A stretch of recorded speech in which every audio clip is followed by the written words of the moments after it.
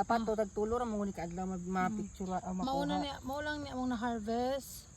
Siguro kung nakasayo-sayo lang midri or wala nag-ulan, mapuno na gyud ni siya mong bucket. Karon mauni ang na-damage.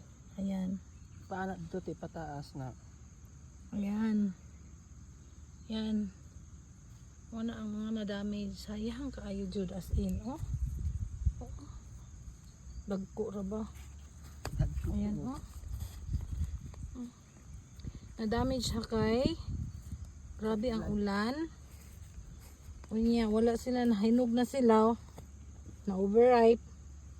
So, morning mahitabo. Gapo ani katingan. Duulo na sila og mga Ani yung dahon ng daw. langgam.